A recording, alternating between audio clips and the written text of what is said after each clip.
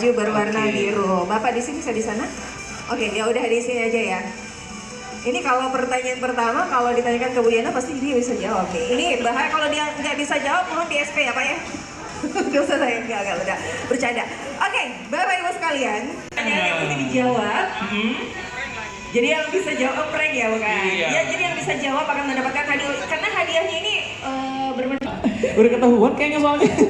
Soalnya kemarin dibahas lagi pada saat training ya. Oke, pertanyaan ini sudah sering disampaikan dan juga mungkin sudah sering disosialisasikan. Kita pasti disinggung hal ini. Oke, pertanyaannya adalah. Oke, pertanyaan ketiga. Silakan.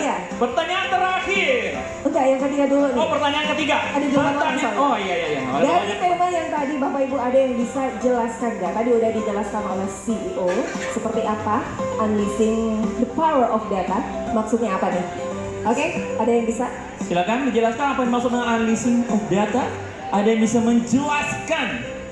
Boleh bertanya kepada Meta AI, silakan. Ada yang bisa menjelaskan transformasi? Oke. Baik. Tes. Ya. Mungkin power analyzing of data.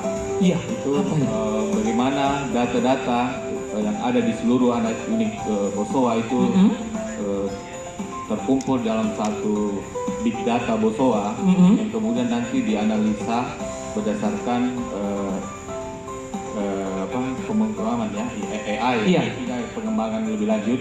Download Tribun X sekarang, menghadirkan lokal menjadi Indonesia.